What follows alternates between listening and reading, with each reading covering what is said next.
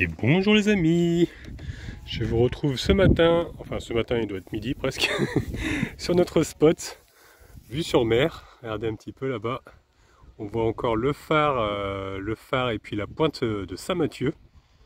Hop, juste au fond là-bas. C'est vraiment trop joli de se réveiller et d'avoir une vue aussi belle. Les enfants sont déjà en train de s'amuser avec les vélos. Et d'ailleurs, ce qu'on a décidé de faire aujourd'hui, c'est de prendre les vélos. Anna va prendre sa trottinette. Aaron a son vélo lui aussi. Donc on va tous prendre nos vélos. Moi j'ai le mien. On va tous prendre les vélos et on va partir jusque le Conquet. Donc on va aller voir un petit peu le centre-ville là-bas. Voilà, on va faire le tour. On va peut-être pas passer par le bord parce que c'est un petit peu compliqué de passer avec les vélos. On va essayer de trouver un chemin pour y aller. On va voir. Et puis donc on va visiter le Conquet. Et puis on va aller aussi jusque la presqu'île qui se trouve ici. Enfin je sais pas si c'est une presqu'île. Mais c'est bien ça, c'est la presqu'île de Kermorvan. Donc voilà, on va aller voir ça. On va prendre un petit pont. Là j'ai vu qu'il y avait un petit pont pour traverser. Hop, juste ici. Voilà, on va traverser ici avec les vélos, ça va être bien sympa. Et puis on va continuer, hop, jusqu'à la presqu'île. Je vois qu'il y a un menhir apparemment. Voilà, il y a quelques trucs à voir. Donc il y a même un fort, un phare. Donc on va faire ça, on va faire un petit road trip à vélo, ça va être sympathique. Bon, j'ai dit qu'il était midi, mais il est 13 h en fait. Mais bon, c'est les vacances, on prend le temps. Bon, malheureusement, gros toutou, eh ben, il va devoir rester ici parce que bon, on va pas pouvoir le prendre. On va aller trop vite avec les vélos, il pourra pas suivre, le pauvre. J'ai vraiment hâte d'acheter une petite remorque. J'ai vraiment le projet de lui acheter une petite remorque pour pouvoir le prendre justement. Parce que lui, il court pendant une bonne demi-heure et puis après, il est épuisé quoi. Donc, vaut mieux qu'il reste ici. Je vais laisser ouvert les lanterneaux, tout ça. La petite fenêtre qui est ici aussi, je peux la laisser ouverte. De toute façon, personne ne va rentrer vu le gros toutou qu'il y a dedans. Hein, n'est-ce pas? Tu seras bien sage? Oui, je vais te donner des friandises pour me faire pardonner. Et puis là, il fait pas très chaud, hein, il fait 22, donc voilà. Je pense que ça va aller. Ah mon gros? Eh oui, je suis désolé, je peux pas t'emmener. Ah oui, j'ai vu comment t'as regardé la porte. Mais t'es sorti tout à l'heure, je t'ai fait une grande balade. Hein? Non, on a couru pendant à peu près 1 heure, c'est pour ça qu'il est un petit peu fatigué, là, il est en train de se reposer sur son petit matelas. Mais ouais, bah, je peux pas l'emmener des fois partout, hein. Malheureusement, c'est comme ça. Voilà, pour me faire pardonner, mon gros. Hein? Bah ouais. Tiens, oula, mais t'es un vrai goinfre, toi. Hein. Un vrai goinfre, celui-là. Il ferait que manger toute la journée. Et bien sûr, bah, je vais lui laisser la gamelle d'eau pleine, hein, forcément. Même si je sais que de toute manière, en général, quand je le laisse, bah, il boit pas. Il attend que je rentre pour boire. Je sais pas si votre chien vous le fait aussi, mais je crois qu'il y a quelqu'un qui m'avait dit que son chien faisait pareil. Je sais pas trop à quoi c'est dû, mais ouais, c'est bizarre. Même manger, des fois, je laisse la gamelle et il mange pas. Il attend vraiment que je sois là pour manger. Donc voilà, les lanterneaux sont ouverts, comme ça il y a de l'aération, et puis il y a du vent, donc ouais, il va vraiment pas avoir chaud. Et puis je vous rassure, c'est pas comme dans... Parce que je vois déjà les commentaires qui vont me dire «Ah, tu laisses Falcor tout seul». C'est pas comme dans une voiture, hein, ça monte pas aussi vite que dans une voiture en température, parce que l'espace est quand même plus grand. Et puis avec une bonne aération, on peut le laisser. Moi je dirais un chien, on peut le laisser jusqu'à maximum, bon s'il fait ouais, 25 quoi, pas plus. Pas plus de 25 à l'extérieur, en plein soleil. Parce qu'après, ça peut monter quand même, ça monte un petit peu en température, hein, mais surtout bien aéré, bien laisser une aération pour éviter que la chaleur reste dans le véhicule. Donc là, j'ai préparé le sac à dos avec les bouteilles d'eau et je vais prendre aussi un sac de course. Là, il y a une petite trappe que Christian a fabriquée lui-même d'ailleurs. C'est super pratique. Regardez ce qu'il a fabriqué. Ça, c'est pas d'origine. Hein. Et là, on met les chaussures en général, c'est super, hein. Franchement, très ingénieux. Et là, je range les sacs de course aussi, du coup. Donc, je vais prendre le sac de course parce que il faut qu'on rachète 2-3 trucs là. Parce que comme ça fait 2 jours qu'on est ici, sur le spot, et que déjà on n'avait plus beaucoup de réserves, regardez un petit peu, le frigo est complètement vide. On n'a plus rien. Il me reste quelques conserves ici. Mais il va falloir que je reprenne 2-3 trucs pour le petit-déj. Parce qu'il en reste un petit peu de céréales, un peu de choco, mais il y a voilà, du pain de mie, il n'y a plus grand chose. Donc si on trouve une petite supérette dans le village, on s'arrêtera à faire 2-3 courses. Et puis avec le vélo, comme ça, je me mettrai sur le guidon du vélo, ça ira bien. Et puis bon, on ira faire les grosses courses quand on va bouger, peut-être demain. Je crois qu'on va repasser une nuit ici. Parce que c'est vrai qu'on est super bien ici finalement. Parce qu'à la base, on pensait que ça allait être quand même assez bruyant, parce que c'est une sorte de parking comme ça. Mais ça va, franchement. Là, ça s'est quand même bien rempli. Le premier jour où on est arrivé, il n'y avait personne. Là, aujourd'hui, on dirait un vrai camping. Il y a un camping-car qui est arrivé d'ailleurs ce matin. Il est super joli. Regardez, c'est un poids lourd, il est immense, il est encore plus grand que le camping-car à Christian, il est super haut, comme ça.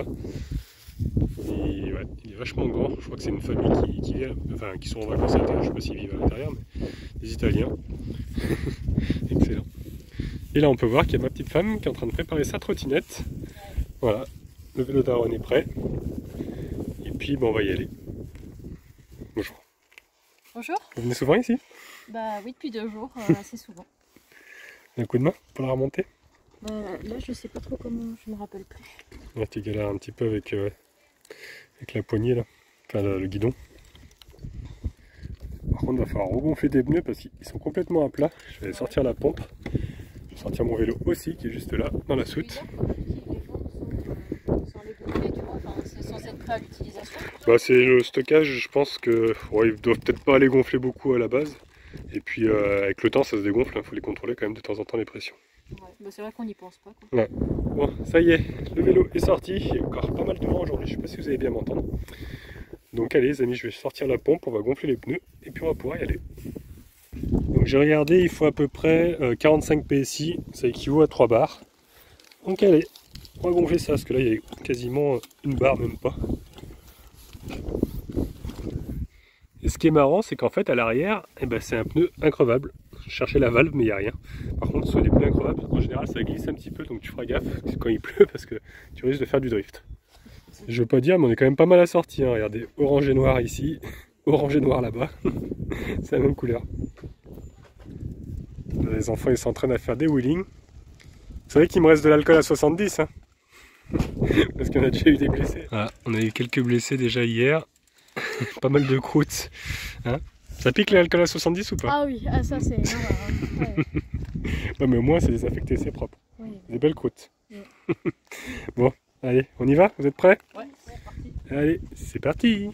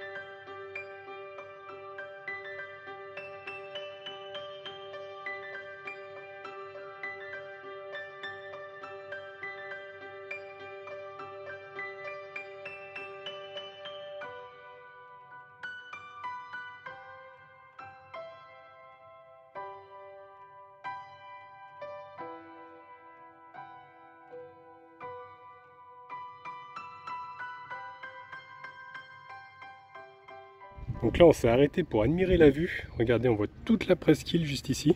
Il y a le port, c'est magnifique avec tous ces bateaux. Et la presqu'île, c'est vraiment très sauvage là-bas. Donc ce qu'on va faire, on va traverser le petit pont qui se trouve là-bas. Mais avant ça, on va aller voir un petit peu le centre, parce qu'il y a une église apparemment, on a vu. Donc on l'a loupé, on va peut-être remonter. Et donc on s'est arrêté une nouvelle fois, parce qu'au final on a trouvé une petite chapelle. Alors c'est la chapelle Dom Michel le Noblet, je sais pas si on dit Noblet, je sais pas trop. On va regarder l'intérieur, ça a l'air très joli. Ah oui, effectivement, les vitraux sont vraiment très colorés. Elle est toute petite, toute simple, mais très jolie. Regardez, juste là, ils nous ont représenté Saint-Yves.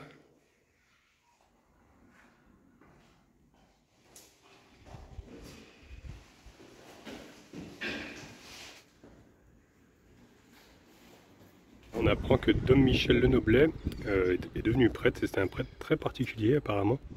Ils nous disent qu'il se met la bonne parole avec un charisme hors du commun. Et puis on peut trouver son tombeau qui se trouve justement dans l'église de Sainte-Croix de Conquet. Donc on va aller voir.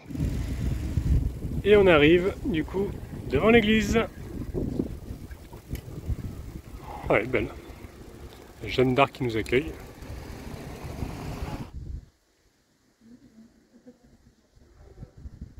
voir qu'il y a aussi de magnifiques gargouilles. Regardez sur les côtés là, et puis avec des statues. Donc maintenant, allons voir l'intérieur.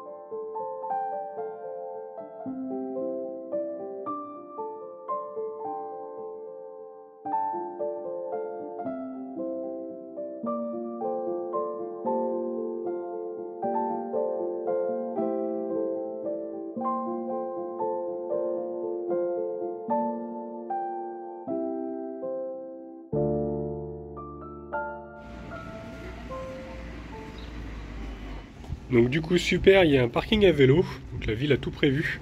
Donc on les a attachés et on va pouvoir aller voir un petit peu le village à pied.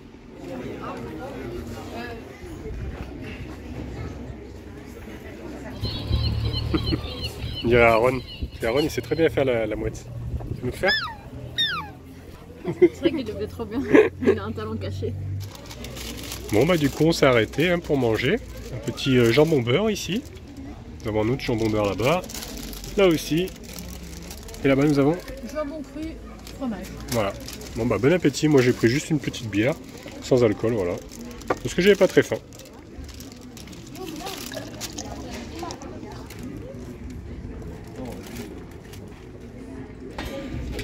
Bon bah allez, on reprend les vélos. Et puis du coup maintenant direction Lille. Enfin la presqu'île plutôt. Et on a bien fait de pas prendre les CC. Parce que regardez, il y a pas mal de voies qui sont étroites.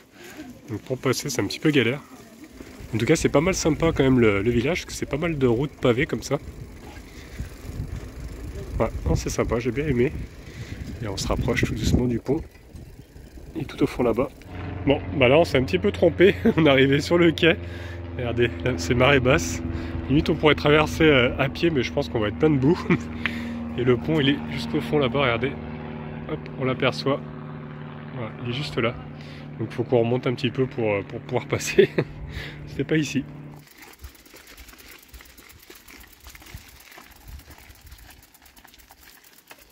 Et là, ils nous ont mis un petit panneau pour nous expliquer un petit peu. En fait, à la base, il n'y avait pas de pont. Donc pendant longtemps, on pouvait traverser uniquement quand la mer se retirait. Et c'est les Allemands qui ont fini par construire un pont. C'était pour que leurs troupes puissent passer du Conquet jusqu'à Blanc-Sablon. Allez, on va traverser ce pont du coup.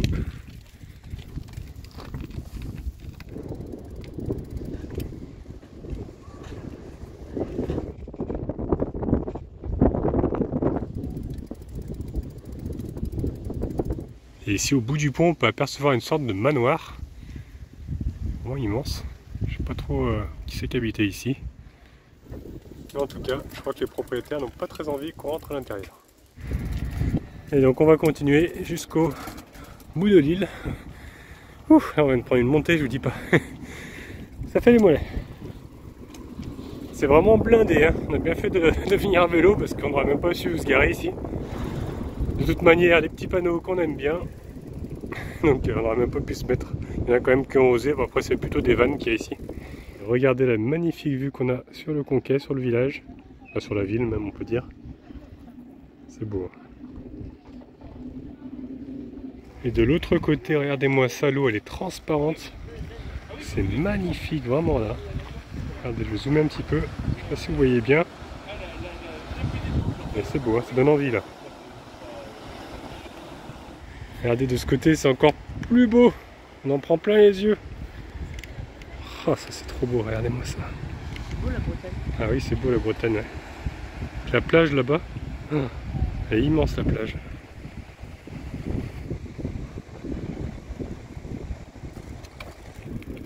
Et on est en train d'arriver au niveau du phare et du fort aussi. C'est pareil, regardez, il y a plein de criques. C'est vraiment trop beau. Je crois que tout à l'heure on va descendre, voir un petit peu les criques de plus près parce que c'est trop beau. Peut-être qu'on va même se baigner. On n'a pas pris les maillots de bain, mais bon, on se mettra en slip. Hein. Regardez tout au fond, et ben c'est là où on est garé là-bas. On voit le phare Saint-Mathieu, enfin la pointe Saint-Mathieu. Les CC sont tout là-bas au fond. Donc là on a rattaché du coup les vélos et la trottinette, comme ça on peut y aller à pied. Parce que là pour passer c'est un petit peu compliqué. Pas beaucoup de place. Et bon après c'est un cul-de-sac, donc autant y aller à pied.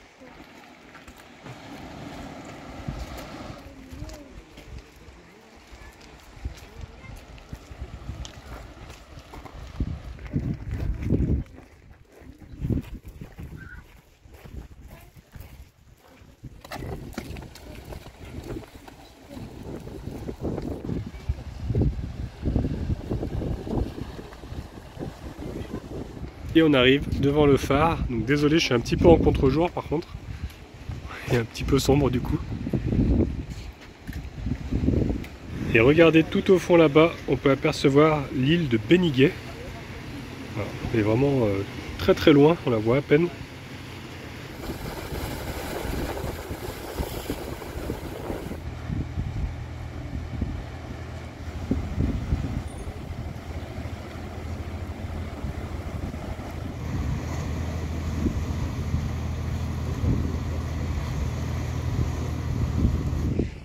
Et maintenant, on va suivre un petit sentier là parce qu'on a vu qu'il y avait une plage un petit peu plus loin, sable blanc. On va essayer de se baigner un petit peu.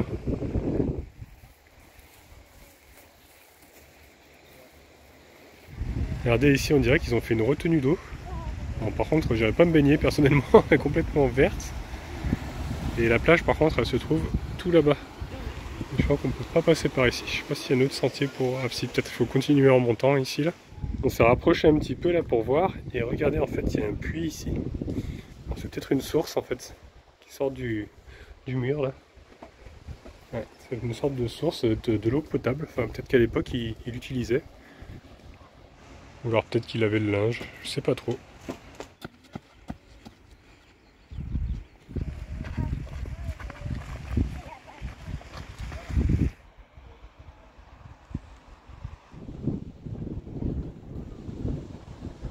Bon, par contre, on est complètement à l'arrache, hein, on n'a pas de serviette, rien du tout. Donc, bah, ce sera comme ça, et puis c'est tout. Hein. À l'arrache. En tout cas, qu'est-ce qu'il est beau le sable. Il est vraiment super blanc. Il n'y a vraiment personne sur cette plage.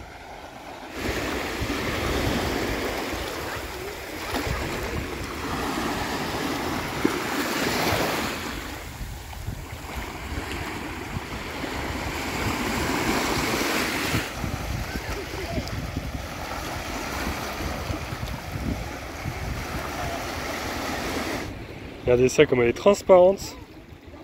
Franchement. Bon, il y a un petit peu d'algues. Mais elle est très très transparente. 3 à 3. 1, 2, 8, 9, 26. Allez. Allez.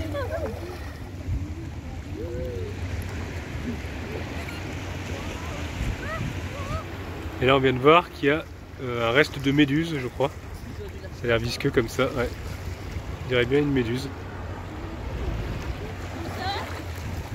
Là. Voilà quoi. C'est ma phobie numéro 1, les méduses.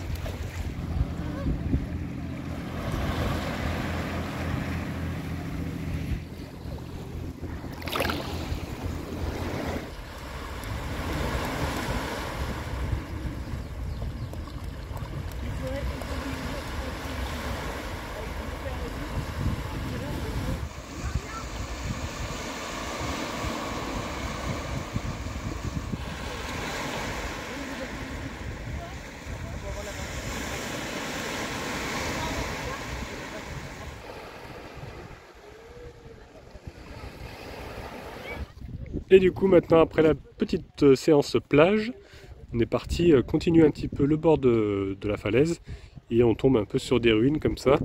C'est des ruines à mon avis de la guerre quoi. Parce que ici c'était vraiment un endroit un peu stratégique. Là, on peut voir qu'il y a un bunker, une sorte d'escalier qui descend. Clairement je vais peut-être pas trop vous filmer mais c'est vraiment dégoûtant ici. Tout le monde a fait ses besoins. Et en plus ils ont laissé tous les papiers. Regardez la vue qu'on a sur la plage où on était tout à l'heure. Oh là là, qu'est-ce que c'est beau.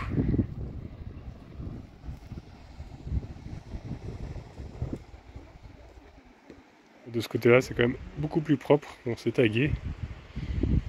Voilà, c'est les vestiges voilà, des blocos, des bunkers. On est complètement posé sur le bunker. Et regardez, il y a une sorte d'évacuation ici. Là. Je pense que c'était peut-être pour le poêle.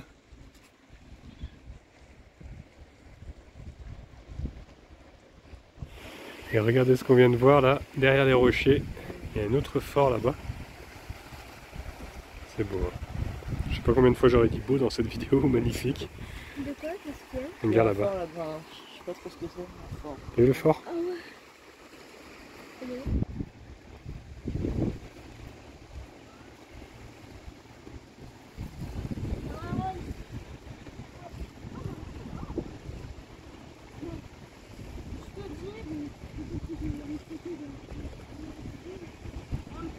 Bon les petits Yamakasi là, on est arrivé jusqu'au rocher, c'est trop beau hein, franchement. On a escaladé là, regardez. Escaladé tout ça. C'est vraiment à fleur de falaise. Ça glisse un peu mais on a fait attention. Et on était en train de se dire qu'il faut qu'on se dépêche parce que, à mon avis, le fort là-bas, on peut peut-être pas y accéder quand la marée est haute. Parce qu'on voit que les cailloux sont un petit peu recouverts d'algues et tout ça. Donc bah, on va se dépêcher, on va aller voir.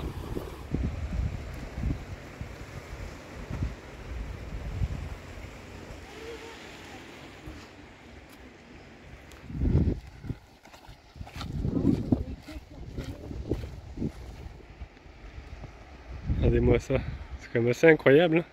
Il va falloir qu'on marche sur tous les cailloux là pour accéder ensuite à l'escalier, un petit peu plus loin là-bas.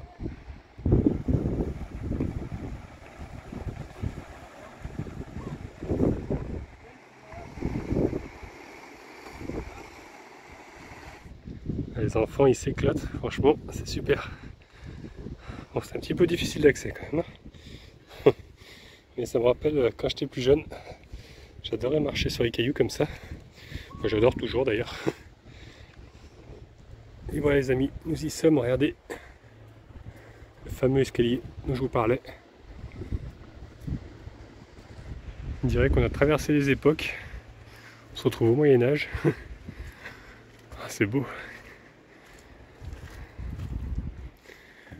Là donc on arrive devant le château fort. Il y a une sorte de grille. Là les enfants ils disent que c'est le château de Mario. Enfin le château de... Comment il s'appelle? Bowser. Bowser. Ah. C'est vrai que ça y ressemble un peu. Il manque plus que les petites flammes, enfin la lave, tout ça. Ah oui. Là-bas ils ont mis une corde, regardez. C'est pour pouvoir sortir si jamais on tombe, on dirait. Ils ont prévu le coup. Il y a peut-être déjà qui sont tombés, ils n'ont pas su remonter. Et ici encore des vestiges, regardez, c'est vraiment trop beau. Hein. On en prend plein les yeux.